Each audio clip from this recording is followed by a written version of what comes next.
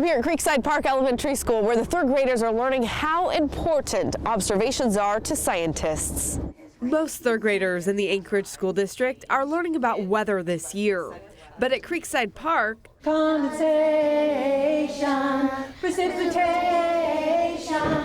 The teachers use a song to help the students remember what they learn. The water cycle goes up and down. The water cycle goes round and round and round. They're not only singing about the weather, but observing and tracking it too in their daily weather log. I shared with them the weather instruments I use in the Weather Center, and they shared with me the tools they use to catalog the clouds. You have to look through the square out the window and see what type of clouds and match it. These smart young scientists have a solid foundation in meteorology, but they're also curious about the science of TV. When you do the green screen stuff, how do you know what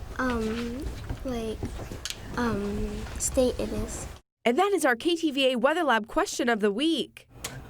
So I thought it'd be easiest just to show you. First of all, here's what it looks like at home. Of course, there are the weather graphics right there behind me. I can show you the weather conditions across the state of Alaska.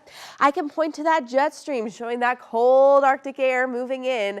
I can show you the current conditions right here in the Anchorage Bowl, chilly Arctic Valley down to 7 degrees.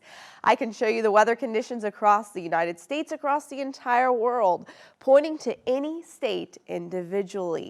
But here's what it looks like from my perspective. As you can see, here I am in the studio and there is nothing behind me except for a giant green wall. I do have a few tools that help me know where to point. First of all, I have monitors to my left and I also have monitors to my right. When I look at this screen, I'm seeing the same thing that you're seeing at home. So this helps me to know exactly where to point.